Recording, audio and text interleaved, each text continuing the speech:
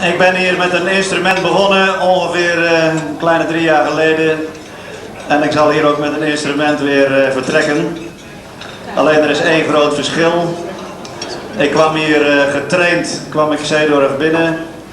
En door het tijdgebrek ga ik er redelijk ongetraind weer uit. Dus dat is vast een excuus van voren. Hoe dan ook, we gaan straks wat voor u spelen. Maar eerst wil ik, het is 12 uur. Ik wil aan 2 mensen even aandacht besteden.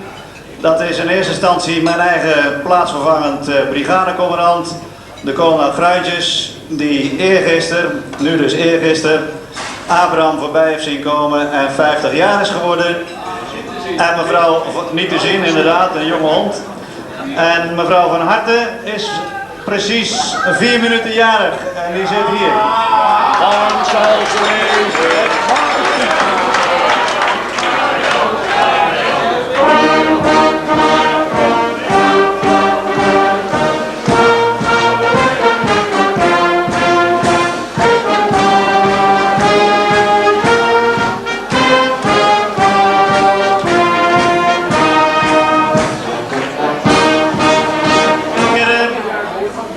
De Limburgse Jagers, een bekend orkest van deze streek, maar steeds met een andere bezetting.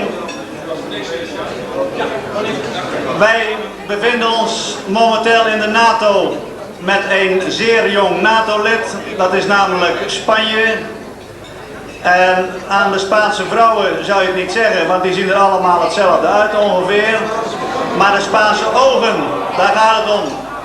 En het eerste nummer wat deze kapel voor u gaat spelen, dat is dan ook Spanish Eyes.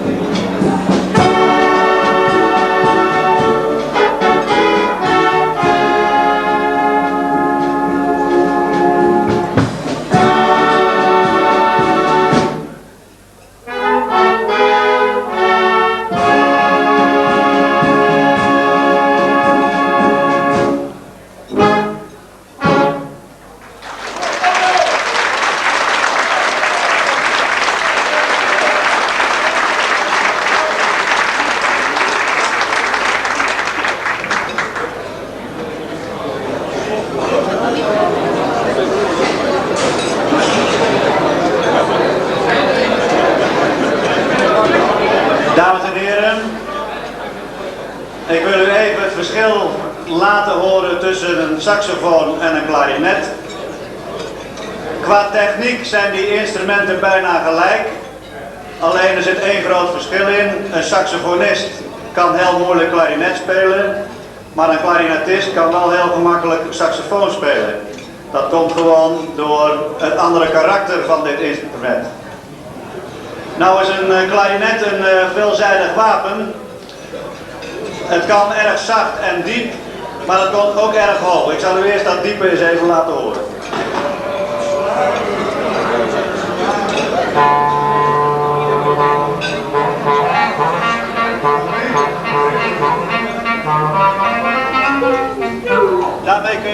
Daarmee is het erg zacht, maar het kan ook erg janken met zo'n klarinet.